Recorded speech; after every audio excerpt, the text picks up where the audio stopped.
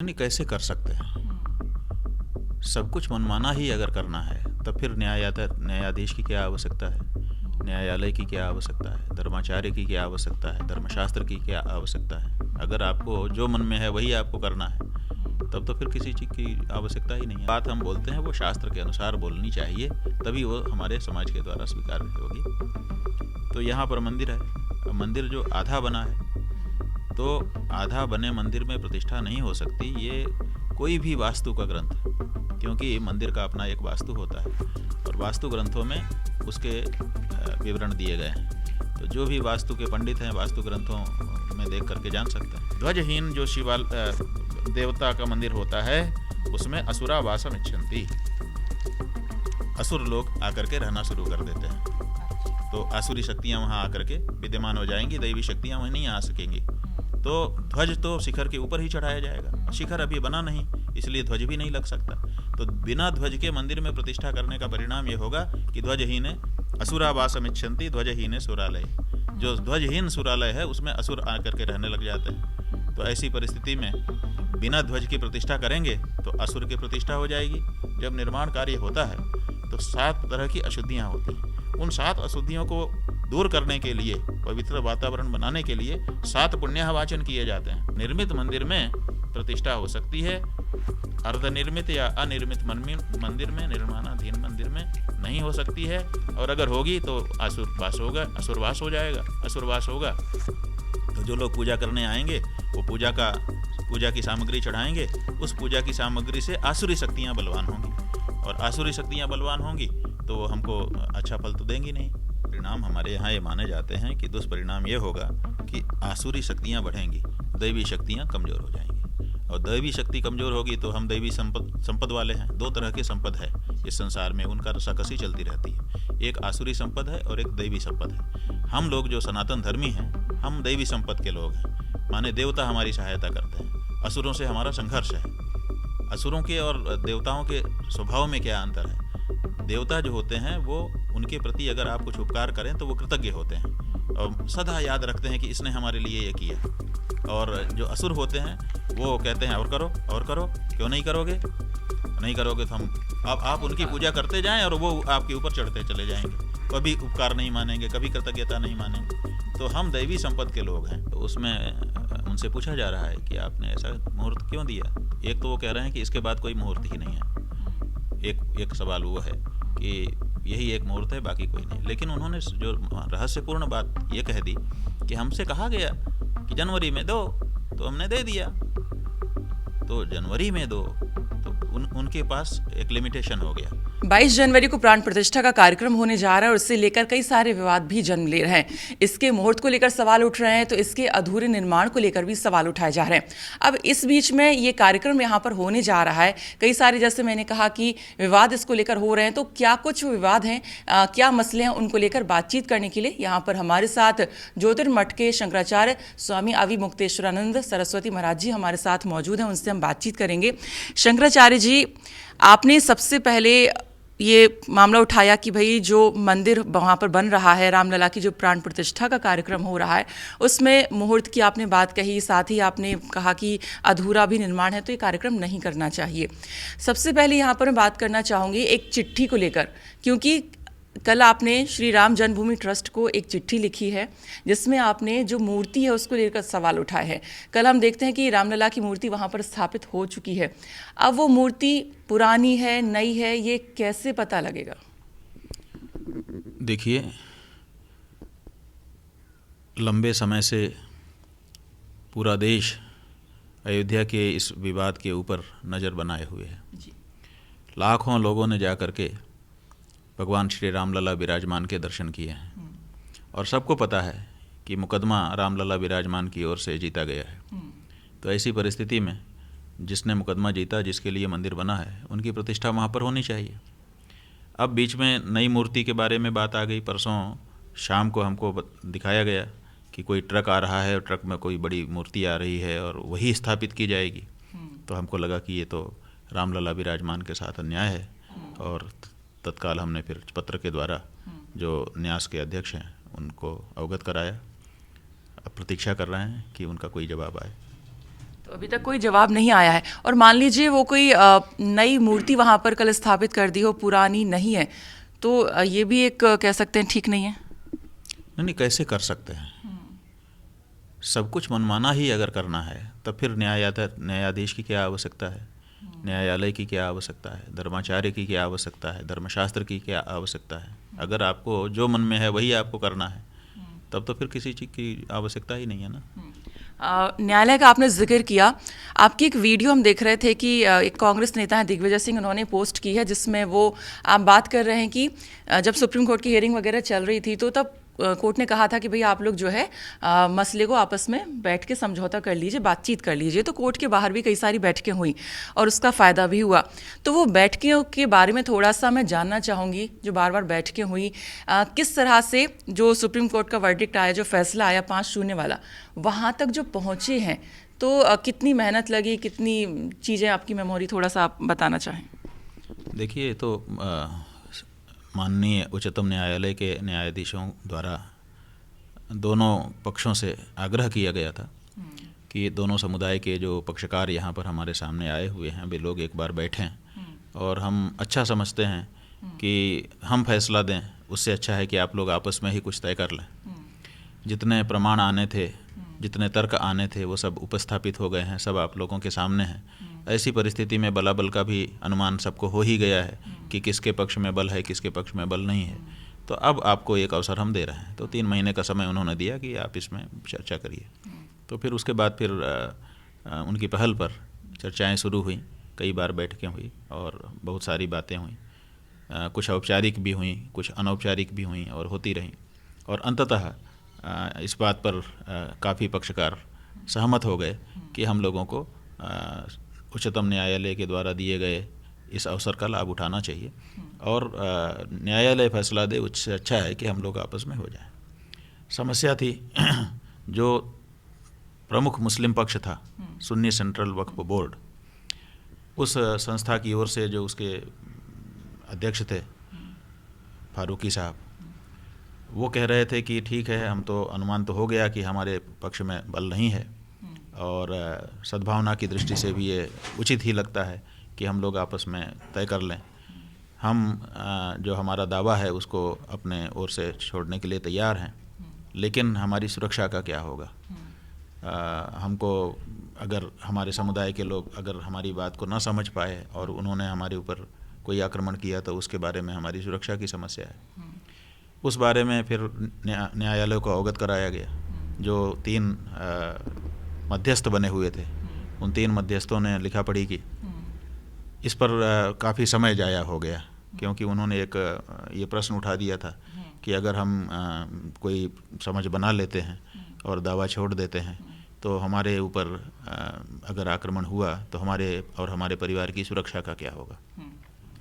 तो इस पे काफ़ी समय बीत गया, जिसके कारण देरी हुई। फिर उस अंततः सुप्रीम कोर्ट ने कहा कि नहीं, ये सुरक्षा की जिम्मेदारी दी जाएगी और हम स्वयं आदेश करते हैं कि इनको सुरक्षा दी जाए। तो वो आदेश हुआ, फिर उनको सुरक्षा प्रदान की गई, और उसके बाद फिर उन्होंने एक समझौता किया और कहा कि हम अपना दावा छोड़ रहे हैं। उन्होंने 2 शर्तें भी उसमें लगाईं कि क्योंकि उनके अपने समाज को समझाने के लिए उनकी तात्कालिक आवश्यकता थी कि एकदम से बिना किसी शर्त के हम कर देंगे तो भी लोग कहेंगे, तो ये हमारी इस समय की मजबूरी है, उसको मानते हुए इसको रखा जाए। तो उनका कहना था कि अभी ठीक से हमको याद नहीं है, लेकिन 2 शर्तें उसमें रखी गई थी। और फिर उन्होंने ये पंक्ति लिखी थी कि हम अपना सारा दावा, जो भी हमारी बात थी, वो सब वापस लेते हैं और पूरी तरह से हम हिंदुओं को ये समर्पित करते हैं। तो वो जब सुप्रीम कोर्ट में चला गया समझौता, तो वहाँ पर जो पहले मत का विभाजन था न्यायाधीशों के बीच में, तो फिर वो ख़त्म हो गया, क्योंकि अब जब मुख्य पक्षकार जो मुस्लिम पक्ष से थे, जब उन्होंने ही कह दिया कि हम अपना दावा इस स्थान से छोड़ रहे हैं, तो फिर कुछ बचा नहीं। तो इसीलिए फिर 5-0 से ये निर्णय आ सका। तो मतलब कह सकते हैं कि जो कोर्ट के बाहर समझौते हुए और इतनी सारी आप लोगों की जो बातचीत हुई दोनों पक्षकारों की, सुप्रीम कोर्ट का फैसला जो आया उसके पीछे कहीं ना कहीं इसका बहुत बड़ा रोल रहा है। थोड़ा सा जानना चाहेंगे जो हिंदू पक्षकार रहे हैं उसमें और कौन कौन मौजूद थे? देखिए, हिंदू पक्षकारों में जो एक तो हम लोग थे, श्री अखिल भारतीय श्री राम जन्मभूमि पुनरुद्धार समिति की ओर से, शंकराचार्यों की ओर से, और दूसरे हिंदू महासभा थी जो स्वामी चक्रपाणी जी महाराज, तीसरे अयोध्या के श्री धर्मदास जी थे। तो ये मुख्य हिंदू पक्षकार ये थे। बाकी कुछ पक्षकारों ने इसमें हिस्सा नहीं लिया। उन्होंने कहा कि हम कोई समझौता नहीं करना चाहते हैं, हम तो बात नहीं करेंगे। तो उन्होंने फिर नहीं लिया। इसी तरह से कुछ मुस्लिम पक्षकारों ने भी इसमें हिस्सा नहीं लिया। लेकिन जो मुख्य पक्षकार थे, जो आपने बताया, हाँ, 3 हिंदुओं की ओर से और उधर से सुन्नी सेंट्रल वक्फ बोर्ड। अच्छा, आप जिस तरह से जो प्राण प्रतिष्ठा का कार्यक्रम है उसमें मुहूर्त को लेकर जो बात कर रहे हैं और अधूरे निर्माण को लेकर खासकर आप कह रहे हैं कि अभी पूरा नहीं हुआ है, तो आप कह रहे हैं कि ये शास्त्रों के अनुसार ठीक नहीं है। तो थोड़ा सा जो लोग धर्म के इतने जानकार नहीं है, जैसे कई संत जा रहे हैं, कई नहीं जा रहे हैं, तो धर्मशास्त्र किस में जैसे लिखा है कि जिसके आधार पे भैया वो लोग भी कह सके कि नहीं, इसमें जो है लिखा है ऐसा कि ऐसा नहीं करना चाहिए, अधूरा निर्माण पे प्राण प्रतिष्ठा ऐसे नहीं करनी चाहिए वहाँ पर, तो कैसे समझें, कहाँ लिखा है ये सब चीज़ें थोड़ा सा, क्योंकि जैसे मैंने कहा कुछ संत जा रहे हैं, कुछ नहीं जा रहे हैं। शास्त्र तो सभी के लिए एक जैसे हैं, तो वो फॉलो क्यों नहीं कर रहे हैं, ये थोड़ी सी बताएं। देखिए, अभी हमारा पूजा का समय है, आप थोड़ी देर रुक जाइए, हम मध्याह्न की पूजा करके आपको प्रमाण भी शास्त्र से बता देते हैं। गुरुजी, आप जिस तरह से राम लला की प्राण प्रतिष्ठा के कार्यक्रम को ना करने के पीछे जो एक वजह बता रहे हैं वो है कि मुहूर्त अभी ठीक नहीं है, अधूरा निर्माण यहाँ पर है, और ये कहीं ना कहीं शास्त्र के अनुसार ही आप कह रहे हैं। लेकिन शास्त्रों की बात करें तो शास्त्र जो होते हैं वो सभी के लिए बराबर होते हैं। कुछ संत कार्यक्रम में जा रहे हैं, कुछ नहीं जा रहे हैं, आप जैसे मान रहे हैं, लेकिन कुछ उसे नहीं मान रहे। तो हम ये जानना चाहेंगे कि जैसे हम जैसे लोग हैं जो बहुत, और कई सारे ऐसे लोग हैं जो बहुत अच्छे से धर्म को इतनी डेप्थ में नहीं जानते हैं, तो कौन से वेद में या कौन से ग्रंथ में ये सारी चीज़ें मेंशन है जिसके आधार पे हम लोग भी कह सके कि नहीं, शंकराचार्य जी जो कह रहे हैं बिल्कुल सही कह रहे हैं? नहीं, शंकराचार्य जी कह रहे हैं तो सही कह रहे हैं, ऐसा नहीं माना जा सकता। हमारे यहाँ कोई कहे उसको शास्त्र का प्रमाण देना पड़ेगा।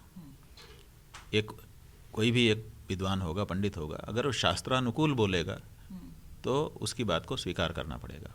और शास्त्र विरुद्ध कोई कितना ही बड़ा हो, वो बोलेगा तो अमान्य हो जाएगा। यही हमारे यहाँ शास्त्र का महात्म्य है। तो जो बात हम बोलते हैं वो शास्त्र के अनुसार बोलनी चाहिए, तभी वो हमारे समाज के द्वारा स्वीकार होगी। तो यहाँ पर मंदिर है, अब मंदिर जो आधा बना है, तो आधा बने मंदिर में प्रतिष्ठा नहीं हो सकती। ये कोई भी वास्तु का ग्रंथ, क्योंकि मंदिर का अपना एक वास्तु होता है और वास्तु ग्रंथों में उसके विवरण दिए गए हैं। तो जो भी वास्तु के पंडित हैं, वास्तु ग्रंथों में देख करके जान सकते हैं। एक क्षीरार्णव नाम का ग्रंथ है, क्षीरार्णव। ये जो क्षीरार्णव है, ये साक्षात विश्वकर्मा जी के द्वारा ही कहा गया है। हमारे यहाँ सबसे बड़े मंदिरों के निर्माता विश्वकर्मा जी माने गए हैं, देवताओं के शिल्पी हैं वो। तो श्री हरि के द्वारा कहा गया और विश्वकर्मा के द्वारा विरचित जो क्षीरार्णव ग्रंथ है, उसमें बताया गया है कि प्रासादो देव रूप स्यात्।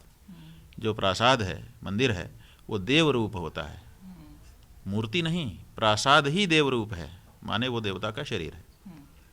और प्रतिमात्मा स्मृतो बुधैहि, जो प्रतिमा है वो तो आत्मा है, माने जीवात्मा है। अन्यत्र भी कहा गया है प्रतिमा पुरुष स्मृतः, जो प्रतिमा है वो तो जीव है, असल में जो मंदिर है वही उनका शरीर है। और फिर उस शरीर में अलग अलग अंग बताए गए हैं।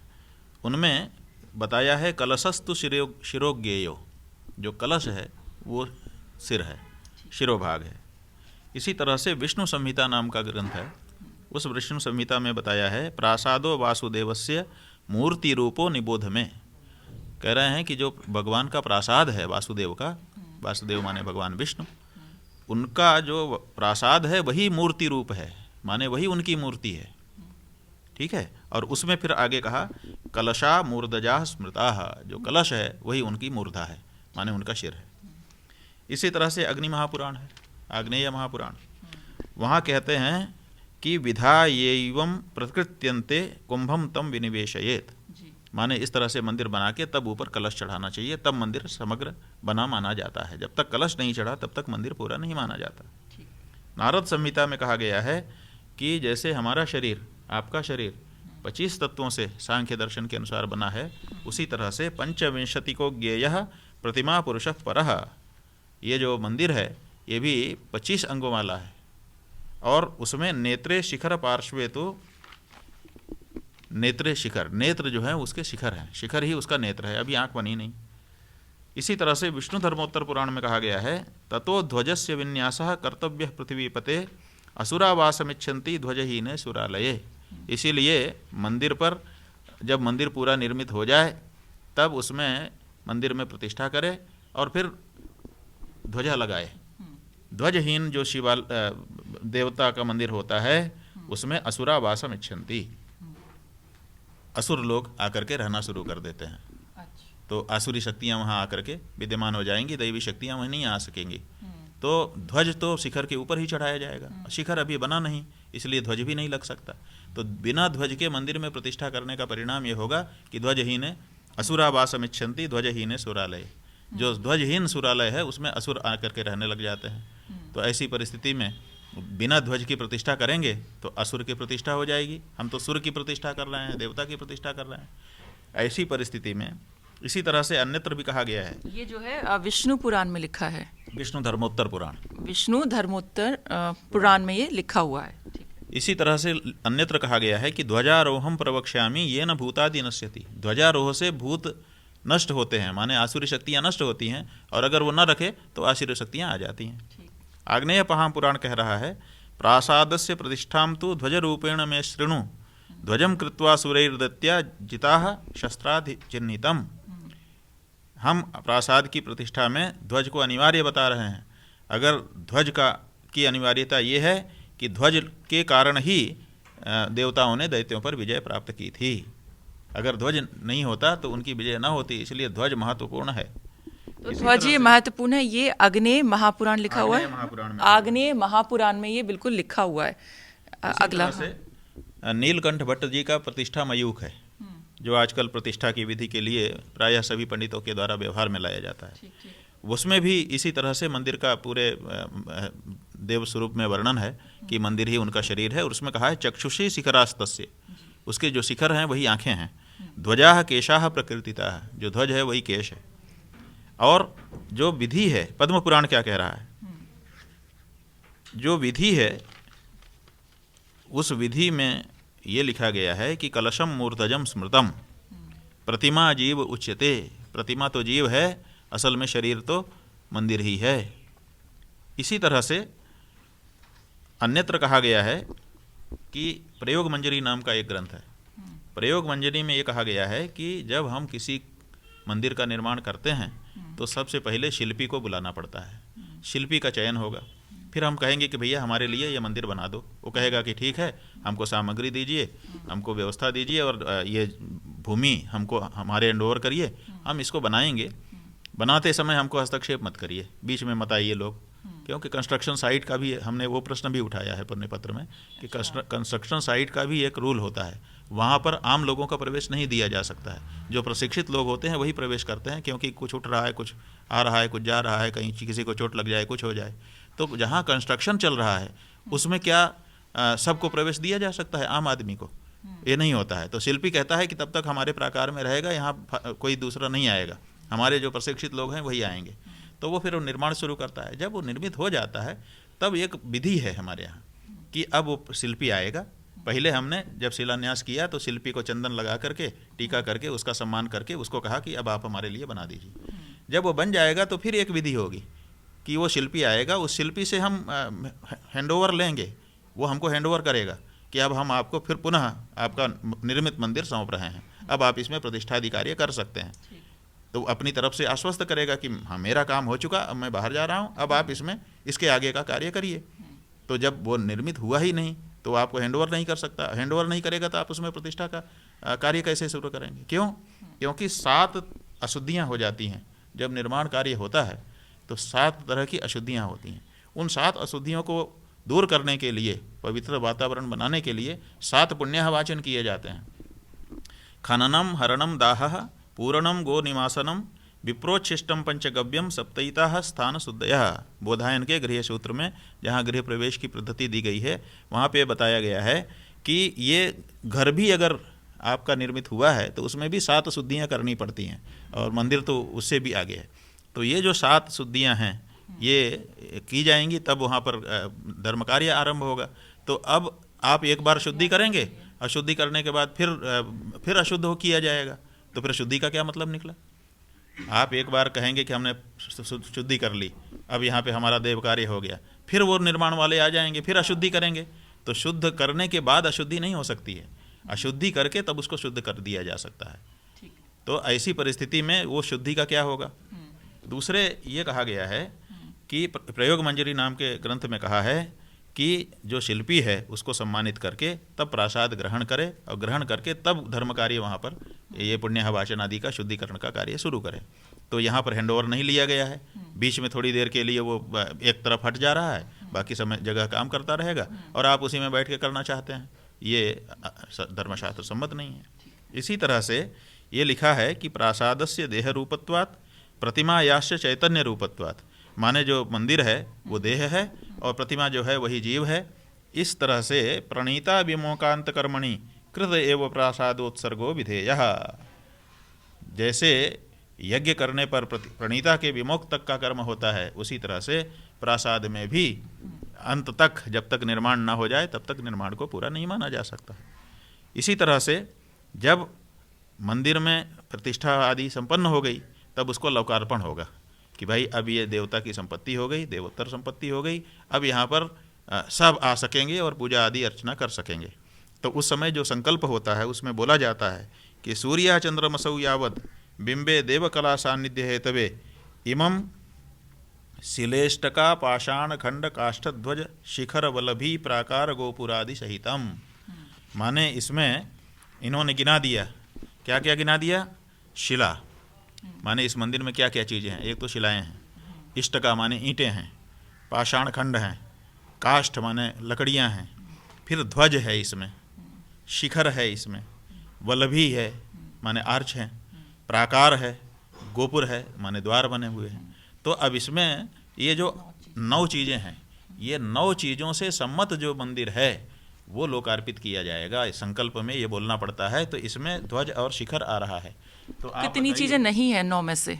ध्वज और शिखर तो सीधे ही नहीं है, ध्वज और शिखर, ध्वज और शिखर नहीं है तो ध्वज शिखर के बिना का अनिवार्य है। हाँ अनिवार्य है। तो ये जो सहितम दैवतम प्रासादम शास्त्रानुरोधेन भक्तजनानां दर्शनार्थम अर्चनार्थम सर्वभूतेभ्यः अहम उत्सृजे न मम, जो बनवाने वाला होता है वो कहता है कि देवता की शास्त्र के अनुरोध से 9 अंगों से युक्त जो भगवान का मंदिर है वो भक्तजनों के दर्शन और अर्चन के लिए, पूजन के लिए मैं सब के लिए इसको आज समर्पित करता हूँ, ना मम, अब ये मेरा नहीं है, तब वो लोकार्पित होता है। तो ऐसी परिस्थिति में ये विधि कैसे हो सकेगी? और दूसरे नागर शैली का निर्माण है। नागर शैली में हमारे यहाँ 8 अंग बताए गए हैं कि जो नागर शैली का मंदिर होगा उस मंदिर के 8 अंग हैं, और वो 8 अंग होते हैं आधार से शुरू करके मसूरक, जंघा, कपोत, फिर उसके बाद है शिखर, ग्रीवा, आमलक और कलश। तो अभी आधार मसूरक और जंघा तक मान लो, कपोत तक मान लो, कपोत के बाद जो शिखर है वो अभी बना नहीं है, ग्रीवा अभी बनी नहीं है, आमलक माने कलश के नीचे एक गोल घेरा जो होता है वो आमलक कहलाता है, और कलश तो अभी इतना तो बना ही नहीं है। इसका मतलब है कि 8 अंगों में से 4 अंग कह सकते हैं, लेकिन अभी चूँकि 2 फ्लोर है उसके बाद शिखर है तो 1 फ्लोर ही नहीं बना, इसलिए अभी 4 अंग भी नहीं कह सकते। तो अभी तो आपके 2-3 अंग ही बने हैं, अभी तो 5 अंग बाकी है। तो आप कैसे कह देते हैं कि मंदिर निर्मित हो गया? तो निर्मित मंदिर में प्रतिष्ठा हो सकती है, अर्धनिर्मित या अनिर्मित मंदिर में, निर्माणाधीन मंदिर में नहीं हो सकती है। और अगर होगी तो असुरवास हो जाएगा। असुरवास होगा तो जो लोग पूजा करने आएंगे वो पूजा की सामग्री चढ़ाएंगे, उस पूजा की सामग्री से आसुरी शक्तियाँ बलवान होंगी, और आसुरी शक्तियाँ बलवान होंगी तो वो हमको अच्छा फल तो देंगी नहीं, स्वाभाविक है वो हमारे विरुद्ध। जैसा आप कहते हैं कि जैसे पूरा नहीं हुआ है तो इसके दुष्परिणाम भी देखने पड़ सकते हैं, तो किस तरह के दुष्परिणाम हो सकते हैं? दुष्परिणाम हमारे यहाँ ये माने जाते हैं कि दुष्परिणाम ये होगा कि आसुरी शक्तियाँ बढ़ेंगी, दैवी शक्तियाँ कमज़ोर हो जाएंगी। और दैवी शक्ति कमज़ोर होगी तो हम दैवी संपद वाले हैं। दो तरह के संपद है इस संसार में, उनका रसाकसी चलती रहती है। एक आसुरी संपद है और एक दैवी संपद है। हम लोग जो सनातन धर्मी हैं, हम दैवी संपद के लोग हैं, माने देवता हमारी सहायता करते हैं। असुरों से हमारा संघर्ष है। असुरों के और देवताओं के स्वभाव में क्या अंतर है? देवता जो होते हैं वो उनके प्रति अगर आप कुछ उपकार करें तो वो कृतज्ञ होते हैं और सदा याद रखते हैं कि इसने हमारे लिए ये किया। और जो असुर होते हैं वो कहते हैं और करो, क्यों नहीं करोगे, नहीं करोगे तो हम अब आप उनकी पूजा करते जाएं और वो आपके ऊपर चढ़ते चले जाएंगे, कभी उपकार नहीं मानेंगे, कभी कृतज्ञता नहीं मानेंगे। तो हम दैवी संपद के लोग हैं, तो इसलिए हमारे देवता की पूजा हम करते हैं और उसके परिणाम स्वरूप देवता हमको, ये भगवान ने व्यवस्था बना दी है ब्रह्मा जी ने कि देवान भावयता ने न ते देवा भावयन्ति है। गीता जी में कहा गया है कि आसुरी संपद और दैवी संपद की जहाँ पर विभाग किया गया है वहाँ बताया गया है कि देवता और मनुष्य का, हम आपको एक छोटा सा कहानी सुना दें, उससे समझ में आ जाएगा। देखिए, ब्रह्मा जी ने देवताओं, मनुष्यों और असुरों को बुलाया कि भाई आज आइए आप लोग भोजन करने के लिए। तो तीनों पहुंच गए कि भाई ब्रह्मा जी ने बुलाया है, अपन चलते हैं। तो सब तीनों आ गए, तीनों अपने अपने आसन पर बैठ गए और फिर भोजन परोसा जाने लगा। अच्छे अच्छे व्यंजन आकर के थाली में रख दिए गए। इतने में ब्रह्मा जी के कुछ लोग आए जो भोजन वगैरह परोस रहे थे। वो लकड़ियाँ लेके आए और कहा कि आप लोग हाथ फैलाइए। तो सब ने अपने हाथ फैला दिए। फिर उन्होंने लकड़ी ऐसे बांधी और बांध करके लपेट दिया कपड़ा। अब सबके हाथ ऐसे हो गए सीधे, और जब सीधे हो गए तब हाथ जोड़ के खड़े हो गए कि ये ब्रह्मा जी का आदेश है, आप लोग भोजन स्वीकार करिए। तो अब हाथ ऐसे बंधे हैं, अब उसको कैसे उठाएं, कैसे मुंह मिलाएं? यहाँ से तो मुड़ना चाहिए हाथ कोहनी से, तो मुड़ नहीं रहा था। तो दैत्य तो खड़े हो गए, असुर लोग, कि हमारा अपमान है। हमारे सामने थाली रख करके हमारे हाथ बांध करके कहते हैं खाओ, ये ब्रह्मा जी ने ठीक नहीं किया, हम देख लेंगे, और निकल गए, बाइकाट कर दिया। मनुष्य और देवता बैठे रहे कि भाई ब्रह्मा जी ने बुलाया, भोजन परोसा, हाथ बंधवा दिए। ब्रह्मा जी बिना किसी कारण से तो कुछ नहीं कर सकते, कोई तो इस पे पीछे कारण होगा। क्या करें, सोचो, ऐसा मत करो, तत्काल निर्णय लेकर के अनादर मत कर दो ब्रह्मा जी का। हमारे पितामह हैं, सबको उन्होंने ही उत्पन्न किया है, कोई इसमें रहस्य होना चाहिए, कोई बात होनी चाहिए। तो बैठे रहे, और फिर जब विचार करता है व्यक्ति तो रास्ता निकल ही जाता है। तो ठंडे दिमाग से उन्होंने सोचा, और सोच करके एक व्यक्ति के दिमाग में एक बात आई। उसने कहा, सुनो, मैं नहीं खा सकता लेकिन खिला तो सकता हूँ। तो उसने पकड़ा भोजन और उसका कौर और डाल दिया दूसरे के मुंह में। उन्होंने कहा, अरे तुम्हारे मुंह में हम डाल देते हैं। तो इस तरह से देवता ने मनुष्य के मुंह में डाल दिया और मनुष्य ने देवता के मुंह में डाल दिया, और दोनों ने भरपेट भोजन किया। अब भोजन करके कहा कि हाथ धुलाओ, हाथ धोया और कहा ब्रह्मा जी का दर्शन करा दो, अब हम भोजन कर चुके। तो ब्रह्मा जी के सामने गए, ब्रह्मा जी हमने भोजन कर लिया, कोई तकलीफ कोई तकलीफ नहीं हुई। कहा हमने तो हाथ बंधवा दिया था। और सुना कि असुर लोग नाराज होकर चले गए। बोले हाँ जी, वो चले गए। हम लोगों ने सोचा कि कोई तात्पर्य आपका होगा, तो हम लोगों ने इस तरह से भोजन कर लिया। ब्रह्मा जी ने कहा, बस बिल्कुल सही है, ये आप लोगों का परस्पर संबंध आज से हम निरूपित कर दे रहे हैं। आप लोग एक दूसरे का पोषण करते रहेंगे। तो इसीलिए हम मनुष्य देवता की पूजा करते हैं, उनको भोग लगाते हैं, उनको हवन करते हैं, और वो हमारे ऊपर कृपा करके हमको आशीर्वाद देते हैं, वर्षा करते हैं, प्रकाश करते हैं, अन्न उपजाते हैं, आदि आदि। तो हमारा और देवताओं का संबंध परस्पर का बना हुआ है, ये परस्पर भावना है। तो इस परस्पर भावना के कारण हम देवता की पूजा करते हैं। अब मंदिर में अगर विधि विधान का पालन होगा तो वहाँ देवता का सानिध्य होगा, हमारी पूजा से देवता प्रसन्न होंगे, हमको आशीर्वाद देंगे। और अगर वहाँ असुर बैठ गए तो हमको हमारी सामग्री भी, हमारा पैसा भी जाएगा, हमारा प्रयास भी जाएगा, और हमको आशीर्वाद तो मिलना नहीं है, बल्कि हमारे ऊपर वो आक्रमण और करेंगे और छीना झपटी करेंगे, क्योंकि उनका स्वभाव है। अब थोड़ा सा बात कर लेते हैं मुहूर्त को लेकर। तो सुनने में ये भी आ रहा था कि काशी में एक ज्योतिष हैं, ज्योतिषाचार्य, तो उनको कहा गया था कि भाई जो मुहूर्त है कुछ जनवरी में ही निकालना है। तो इसे लेकर क्या आपने भी कुछ ऐसा सुना है, क्या कहेंगे इस पर? नहीं, हमने उनका साक्षात्कार किसी टेलीविज़न वाले के द्वारा लिया गया, देखा, हमारे पास सुरक्षित भी है। तो उसमें उनसे पूछा जा रहा है कि आपने ऐसा मुहूर्त क्यों दिया। तो एक तो वो कह रहे हैं कि इसके बाद कोई मुहूर्त ही नहीं है। एक सवाल वो है कि यही एक मुहूर्त है, बाकी कोई नहीं। लेकिन उन्होंने जो रहस्यपूर्ण बात ये कह दी कि हमसे कहा गया कि जनवरी में दो, तो हमने दे दिया। तो जनवरी में दो तो उनके पास एक लिमिटेशन हो गया कि इसी अंतराल में मुहूर्त बताना है। तो चाहे निर्माण कार्य हुआ है पूरा या नहीं हुआ है, माने हम यही कह रहे हैं कि ज्योतिषी जी का दोष इसमें नहीं है कि उन्होंने ये मुहूर्त बता दिया, क्योंकि उनको इतना ही समय कहा कि इसमें जो उनको अच्छा लगा वो बताया उन्होंने। तो ऐसी परिस्थिति में ये तो दोष नहीं है, लेकिन ये दोष जरूर उनका बन जाता है कि जब उनके पास कोई प्रतिष्ठा का मुहूर्त पूछने गया था तो उनको ये पूछ लेना चाहिए था कि किस मंदिर की प्रतिष्ठा की बात कर रहे हो, तो वो कहता कि अमुक मंदिर की। तब उनको पूछ लेना चाहिए था कि क्या निर्माण पूरा हो गया। अगर निर्माण पूरा हो गया है तब हम मुहूर्त देंगे। बिना निर्माण पूरा हुए मुहूर्त देने का तो कोई मतलब नहीं होता है। हम आपको भी एक साक्षात्कार में सुन रहे थे कि आप कह रहे थे कि जो पंचांग होते हैं वो 1 साल के पहले ही छप चुके होते हैं, तो उनमें तो कोई मुहूर्त नहीं है। तो ठीक है, हमने बहुत सारे पंचांग देखे, किसी में 22 जनवरी का मुहूर्त नहीं दिखाया प्रतिष्ठा का, इसलिए हमने वो बात कही। लेकिन हम कहते हैं कि अभी ये विचार बाद का है। पहला विचार ये है कि हमसे पूछा जा रहा है कि मंदिर का मुहूर्त बताओ, और मंदिर बना है कि नहीं ये हम पहले पूछ ही नहीं रहे। कोई हमसे पूछे कि हमारी कन्या के विवाह का मुहूर्त निकाल दीजिए, तो हम पूछेंगे नहीं कि कन्या है ना तुम्हारे पास, तुम उत्पन्न हो चुकी है, युवा हो चुकी है, विवाह लायक हो गई है, तभी ना हम बताएंगे। निश्चय हो गया है कहीं पर, वागदान हो गया है, तब ना मुहूर्त हम बताएं। अभी कन्या उत्पन्न हुई ही नहीं है। अभी कन्या उत्पन्न तो हो गई है लेकिन विवाह योग्य नहीं हुई है। विवाह योग्य तो हो गई है लेकिन कहीं बातचीत नहीं चल रही है, और मुहूर्त हमसे पूछ रहा है कोई, हम कैसे बता देंगे? हम ज्योतिषी तो हैं, मुहूर्त के क्या लगता है, मतलब सिर्फ बताएंगे जी, मतलब जनवरी में ही ये मुहूर्त निकलवाना, जनवरी में ही ये सब करना, इतनी जल्दबाजी क्यों है? अभी जैसा आप कह रहे हैं कि निर्माण कार्य पूरा हुआ नहीं है और दिख भी रहा है नहीं हुआ है, और ये जल्दबाजी क्यों?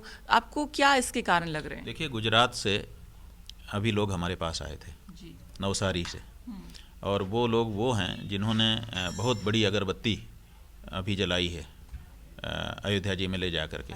शायद विश्व की सबसे बड़ी अगरबत्ती उन्होंने वहाँ जा कर के जलाई। वो कह रहे थे कि हम बहुत बड़ी अगरबत्ती बना करके लेके गए और हमने उसको, हालांकि थोड़ा सा उनको पीड़ा थी। किस बात की पीड़ा? हमने सोचा कि क्या बात है, इतना जब भावना से तुम गए थे तो तुमको क्या पीड़ा है? बोले अभी तो मंदिर बना ही नहीं महाराज जी, हम तो टेलीविज़न में देखे थे तो हमको शिखर वाला मंदिर बना हुआ दिखाई दे रहा था। ये लोग क्या कर रहे हैं कि मॉडल दिखा रहे हैं टेलीविज़न में, और जनता जान नहीं पा रही। तो वो जब वहाँ पहुँचे तो पहुँचने के बाद उनको दिखाई दिया कि यहाँ तो अभी तो कुछ खास है ही नहीं है, और मंदिर, तो उनको पीड़ा हो गई। तो बोले कि वहीं पर हमको नहीं जानते थे वो, तो उन्होंने कहा कि वहीं पर हमने सुना कि आप कह रहे हैं कि अधूरा मंदिर है, तो हमको लगा कि आप कम से कम सच बोल रहे हैं। तो फिर हमने पता किया कि आप कहाँ हैं, फिर पता चला कि दिल्ली में हैं, तो हम आपका दर्शन करने आए हैं। आप ठीक कह रहे हैं, ये बात है। ये बात हुई है। दूसरा, यहाँ पर अगर हम उत्तर प्रदेश में, क्योंकि ये अयोध्या आता है, वहाँ पर मंदिर बन रहा है, तो योगी आदित्यनाथ की बात यहाँ पर करेंगे। तो मुख्यमंत्री योगी आदित्यनाथ खुद इन सब चीज़ों को मानने वाले हैं, वो खुद महंत हैं और पूजा पाठ और ये शास्त्र सब वो मानते हैं, लेकिन वो भी इन सब चीज़ों को नहीं मान पा रहे हैं। आपको लगता है कि किसी तरह के कोई वो राजनीतिक धर्म संकट में है? देखिए, हम यहाँ का तो कुछ अभी हमारी चर्चा भी नहीं हुई है, बात भी नहीं हुई है, लेकिन जब काशी में मंदिर तोड़े जा रहे थे तो हमने अपने लोगों को उनके पास भेजा था। तो उन लोगों ने लौट करके बताया कि योगी जी कुछ नहीं कर सकते, क्योंकि मोदी जी का कार्यक्रम है और मोदी जी के निर्देश पर जो कुछ भी निर्माण कार्य हो रहा है वो हो रहा है, योगी जी कैसे बोल सकते हैं? तो उनकी भी अपनी सीमा है। वही बात कि अभी भी मतलब एक धर्म संकट में है, तो रहेगा, क्योंकि आप किसी के मातहत हो। आपने देखा नहीं चित्र कि मोदी जी योगी जी के कंधे पर हाथ रख करके बात कर रहे हैं। धर्म की दृष्टि से जब हम देखते हैं तो हमारे यहाँ जो सन्यासी है, योगी है, वो थोड़ा अलग दर्जा रखता है, और उसके साथ उसके कंधे पर राजनेता के द्वारा हाथ नहीं रखा जा सकता। लेकिन चूंकि वो राजनेता भी हैं, इसीलिए अगर केवल योगी होते तो ये ना तो मोदी जी करते और ना तो योगी जी करने देते, लेकिन चूंकि वो राजनेता भी हैं, इसलिए राजनेता की हैसियत से मोदी जी ने भी अपना शागिर्द माना कि हमारा सहयोगी है, इसलिए उन्होंने कंधे पे हाथ रख दिया और उन्होंने भी स्वीकार कर लिया। तो ये जो राजनीति के क्षेत्र में रहने के कारण उनकी अपनी विवशता है, उनकी अपनी सीमा है, उसका अतिक्रमण वो नहीं कर सकते। दूसरा, हम सुनते हैं कि जो अगर वो पूरी तरह से स्वतंत्र होते तो संभवतः ये न होता। शंकराचार्य जी, बहुत बहुत धन्यवाद आपका तक को समय देने के लिए और बातचीत करने के लिए इस विषय पर। नारायण नारायण। तो ये थे हमारे साथ शंकराचार्य अवि मुक्तेश्वरानंद सरस्वती महाराज जी, जिनसे हमने राम मंदिर से जुड़े कई सारे यहाँ पर सवाल किए हैं और उन्होंने यहाँ पर बताया कि कहाँ पर किस शास्त्र में ये सब लिखा हुआ है कि इस तरह से प्राण प्रतिष्ठा नहीं कर सकते जब तक ये सारे कार्य यहाँ पर पूरे नहीं हो जाते हैं। तक के लिए दिल्ली से सरिता तिवारी की रिपोर्ट।